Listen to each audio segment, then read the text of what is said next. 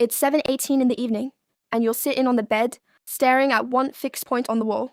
The day is over, but your mind is still working. You think about the decision you made, what went wrong, and what you perhaps should have done differently. You want to go back, but you know you can't. Then that guilt appears, making you think you ruined your opportunity. But God doesn't need you to return to the past to do something new with you. Maybe your worst moment isn't the end of your story.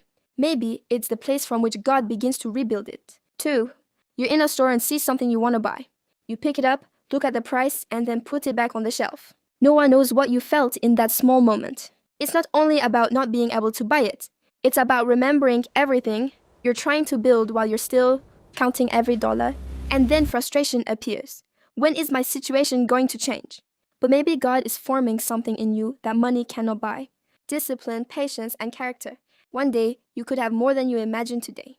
But the question will be whether the person receiving it will be ready to sustain it. 3. You wake up to a missed call from someone you haven't spoken to in a long time. For a few seconds, you simply look at the name on the screen. Your heart begins to imagine possibilities. Why did they call? What do they want? Is it an opportunity to make things right? Before calling back, you remember everything that happened. And that's when you understand something. Not every door that opens again deserves for you to enter it again.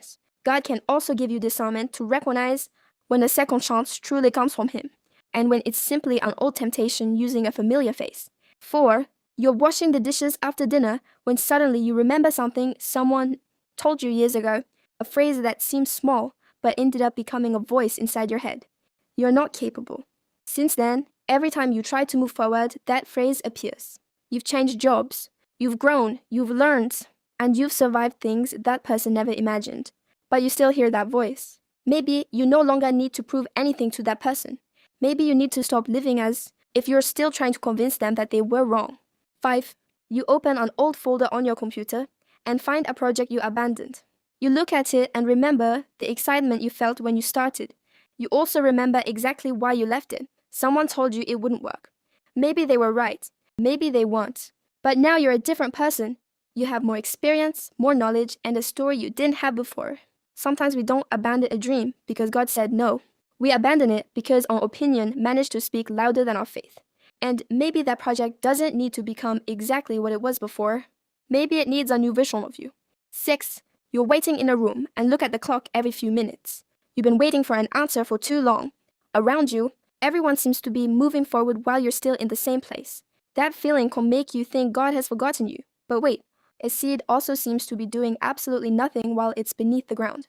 You don't see growth because the growth is still happening where your eyes cannot reach. Maybe you're confusing silence with absence, when in reality there are things moving beneath the surface. 7. You're looking at a family photo and notice that someone is no longer sitting where they used to. Life changed. People changed. You changed. And for a moment you wish you could return to a time when you still didn't know what you know today, but you can't go back. All you can do is decide what you're going to do with everything that season taught you. God can use even the season you never would have chosen. And one day, you could look back and discover that what you wanted most to recover was what ended up teaching you to move forward. 8. It's 10 at night and you receive news you've been waiting for months. You read it once. Then again, you don't know whether to cry, laugh, or simply remain sitting there. After asking God for an opportunity for so long, it finally arrived. But now something you didn't expect appears. Fear. Because getting what you asked for means you'll have new responsibilities, new decisions, and much more to lose. Then you understand that some prayers are frightening when they finally receive an answer. Maybe the real test wasn't getting the blessing, but becoming the person capable of handling it. 9. You're walking through a park and see someone sitting alone on a bench. You don't know their story. You don't know what they're thinking. And for a second, you remember all the times you also sat somewhere trying to put your life in order. No one knew what was happening inside you. That makes you think about something. Maybe the people who seem to be doing well are also fighting battles they would never tell anyone about. So be kinder, listen more, judge less. God can use even a small act of compassion to change the day of someone who was about to give up. 10. Before going to sleep, you put your phone on the table and decide that tomorrow will be different. You're going to get up early. You're going to work on your goals. You're going to pray. You're going to leave that habit behind. And finally, you're going to start. But tomorrow comes and you do exactly the same thing again. The problem may not be that you don't want to change. It's that you keep waiting to feel motivated before acting. Motivation comes and goes. Discipline remains. And when you ask God to transform your life, Maybe the answer won't come as a powerful feeling. Maybe it will come as a small decision that you'll have to repeat tomorrow, and the next day, and again when no one is watching. You were congratulated for something you achieved, but when you were alone, you felt nothing. That should have made you happy, but you only thought about the next goal. Achieving it didn't fulfill you because you had spent too long believing that the next goal would finally give you the peace you were missing. And now you're thinking about another one, another amount of money, another achievement, another person, another level. But God never promised that the things you achieve would fill a void that only He can touch. Maybe you don't need to conquer something new. Maybe you need to discover why nothing you conquer ever seems to be enough. A friend tells you about a problem, and while you're listening, you realize something uncomfortable. You're giving exactly the advice you don't follow yourself. You tell him not to be afraid, to trust God, to leave the past behind, and to try again. He thanks you for your words. You smile. But when you're alone, you understand that you are also talking to yourself. Sometimes God uses other people's lives to show us what we've been ignoring for far too long. And maybe that advice you just gave was the advice you needed to hear. You run into someone you knew years ago, and the first question they ask you is, "What happened to you?" They don't know that the person they knew died in several small battles. They don't know how many things you had to lose to learn how to live differently. They don't know how many times God had to rebuild you when you yourself thought there was nothing left to rebuild. So you don't need to explain everything to them. Some transformations don't need an explanation, they show. And maybe the version of you that others don't recognize is precisely the one God was trying to form. You are offered exactly what you wanted, but there's something strange. You don't have peace. Everything looks perfect on paper.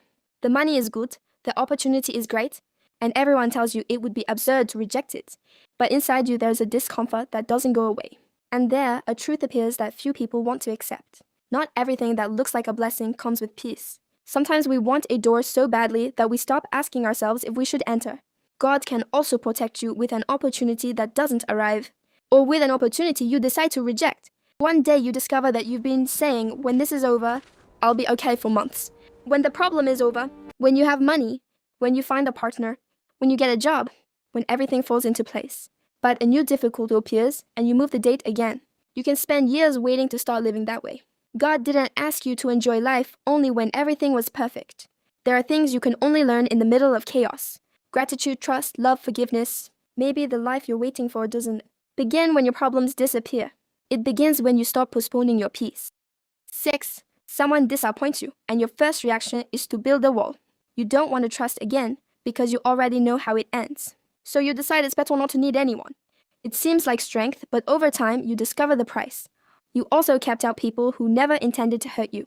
Pain taught you to protect yourself, but God can also teach you to discern without becoming someone incapable of loving. Because healing doesn't mean trusting blindly again. It means the past stops deciding who can enter your future. 7. You realize that you're defending a version of your life that you no longer want. You stay in a relationship because you've been together too long. You stay in a job because it's safe. You keep habits because you've always done it that way. And when someone asks you what you really want, you have no answer. You only know what you're afraid of losing. Sometimes we confuse stability with purpose. But God may call you to let go of something that works perfectly, because it no longer belongs to the place He's taking you.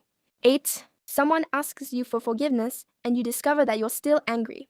You had imagined that moment so many times, but when it finally happens, you don't feel relief. You only remember everything that happened. Then you understand that forgiving doesn't always mean immediately feeling that everything is okay. Sometimes it's a decision you have to repeat, while your heart learns to let go. God doesn't ask you to pretend you were never hurt. He asks you not to allow that hurt to continue ruling your life. And maybe the forgiveness that is hardest for you to give is the one that will finally give you back your freedom. 9. You're talking to someone who has everything you wanted, and in the middle of the conversation, that person admits something you never imagined. They also feel lost. They have the job, the money, the relationship, the trips, and the photographs that look perfect. But inside, they're looking for exactly the same thing you are. In that moment, you understand that you are chasing an image, not a life. God didn't call you to copy someone else's path. He called you to discover the purpose He placed in yours. And maybe what you're envious of is not even what you truly need. 10. One day, you realize that you're no longer waiting for someone to come and save you. Not because you've stopped needing help, but because you finally understood that God also gave you responsibility for your own life. You can pray and act. You can trust and work. You can ask for direction and make decisions.